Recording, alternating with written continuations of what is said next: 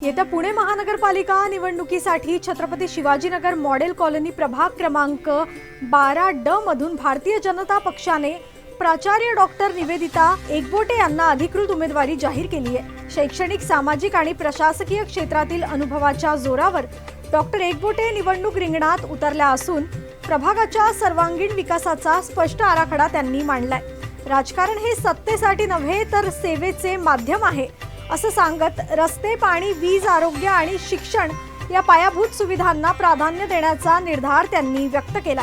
Smart पायाभूत सुविधा, स्वच्छता, हरित उपक्रम आणि तंत्रज्ञान आधारित पारदर्शक कारभारावर भर देत नागरिक सहभागातून विकास साधण्याचा त्यांचा मानस आहे। दरम्यान भाजप कार्यकर्त्यांनी या उमेदवारीचं स्वागत केलं असून डॉक्टर निवेदिता एकबोटे यांची ही लढत आगामी पुणे महापालिका निवडणुकीत लक्षवेधी ठरणार यात शंका नाही। नमस्कार, मी डॉक्टर निवेदिता गजानन एकबोटे।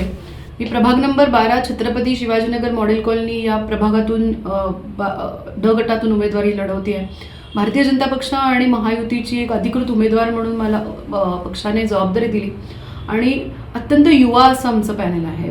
प्रभाग 12 मध्ये आम्ही 4 जण जे इलेक्शनमध्ये उतरलो आहे त्यामध्ये मी स्वतः डॉक्टर निवेदिता गजानन एकबोटे, मी प्राचार्य मॉडर्न कॉलेज म्हणून काम करते। माझं 16-17 वर्षाचं अकॅडमिकचं करिअर राहिलं आहे। माझ्याबरोबरच माझ्या संघटनेतले माझे सहकारी, आमचे बंधू अपूर्व खाडे हे सुद्धा आहेत, पूजाताई जागडे आणि अमृता म्हेत्रे असं आमचं चौघांचं पॅनल आहे। चौघही युवा आहोत आणि हा पुण्याचा सेंट्रल भाग आहे, त्यामुळे प्रचाराची इथली धामधुमी ही प्रचंड छान आणि मोठ्या प्रमाणावर चालू आहे। कालच आमची एक वडार वस्तीमध्ये खूपच मोठी अप्रतिम अभूतपूर्व अशी रॅली संपन्न झाली। नागरिकांचा उदंड प्रतिसाद आम्हाला मिळतोय। बघा, आता पॉप्युलेशन जर आपण पाहिलं, आपण जर क्रॉस सेक्शन घेतलं तर युवांचं आणि महिलांचं पॉप्युलेशन खूप बघायला मिळतंय। त्यामुळे आपण बघत असाल तर भारतीय जनता पक्षाने भरपूर प्रमाणामध्ये आता महिला उमेदवारांना संधी दिली आहे आणि त्याप्रकारेच महिला उमेदवारांबरोबरच युवांना पण खूप संधी दिली आहे आणि त्यातलंच मी एक रिप्रेझेंटेशन करते। प्रचंड सुंदर आणि पॉझिटिव्ह असा रिस्पॉन्स आहे। ताई, या निवडणुकीत कसं पाहता की काय आव्हान असणार नेमकं आणि नेमकं काय विजन असेल?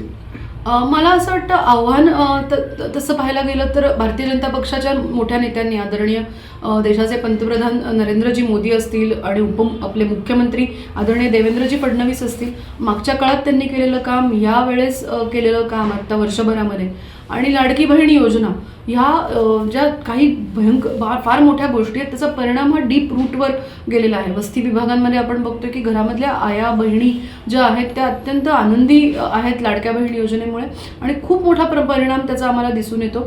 युवांना संधी दिल्यामुळे युवांना आम्ही अपील होतोय, त्यामुळे तोही एक खूप मोठा भाग मला जाणवतोय सगळं।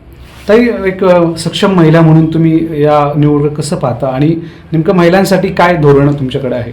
मी कायमच करिअरिस्टिक महिला राहिलेली आहे। मी पहिल्यापासून जेव्हा माझं शिक्षण झाल्यानंतर मी लगेचच नोकरी सुरू केली आणि मी I have been in decision making positions. मी सतत काहीतरी डिसिजन घेता येईल अशा पोझिशन्स मला मिळाल्या गेल्या आयुष्यामध्ये। त्याचा अनुभवाचा, प्रशासनाचा मला फायदाच नक्की होतोय आणि त्याचा एक महिला म्हणून आणि एक एम्पॉवर्ड महिला म्हणून मला नेहमी असं वाटतं की महिलांमध्ये प्रचंड मोठी ताकद असते। त्या मल्टीटास्किंग करू शकतात, एकाच वेळेस अनेक प्रकारची कामं करू शकतात आणि म्हणूनच पक्षाने 165 पैकी 91 ते 92 महिलांना आत्ता संधी दिली आणि मी त्यातलीच एक महिला आहे। तर मला असं वाटतं की अत्यंत वेगळ्या प्रकारचा मेसेज हा गेला आहे। महिलांना 50% जास्त महिला या फील्डवर उतरलेल्या आहेत। तो एक मेसेज देण्याचा जो भारतीय जनता पक्षाचा जो प्रयत्न आहे, तो मला असं वाटतं की नुसतं देशाच्या पातळीवर नाही, तो एक इंटरनॅशनल लेवलला सुद्धा दखल घ्यावी असा एक मोठा भाग आहे आणि त्याच्याबद्दल मला असं वाटतं की महिलांना दिलेली संधी ही नक्कीच काहीतरी आता जादू करून जाईल। ताई, तुमच्या प्रतिस्पर्धी जे विरोधक आहेत तेही खूप मोठ्या प्रमाणात त्यांचाही प्रचार चालू आहे, सगळं काही त्यांचंही चालू आहे, तर याकडे कसं पाहता तुमचे प्रतिस्पर्धी म्हणून? मी ड गटातून उमेदवारी लढवते। तो सर्वसाधारण भाग आहे। सर्वसाधारण गटातनं 9 लोक इलेक्शनला उभे आहेत, माझ्यासोबत निवडणूक लढवतात। त्यामध्ये मी एकटी महिला आहे आणि 8 पुरुष आहेत आणि तेही अनुभवी आहेत, मोठे आहेत माझ्यापेक्षा वयाने।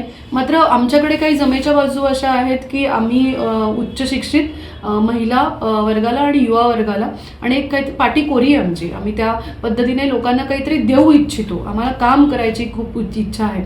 ह्या जे माझ्या प्रतिस्पर्धी आहेत त्यांचं काम जनतेने पाहिलं आहे आणि त्यांना अनेक वेळा नाकारलं सुद्धा आहे, आणि त्यांच्या समोर मी उभी आहे. तर मला असं वाटतं जनता नेहमीच मला निवडून देईल, कारण त्यांना ऑलरेडी एकदा नाकारलं गेलं आहे. ताई, मतदारांना नेमकं तुम्हाला मत देण्यासाठी काय आवाहन कराल?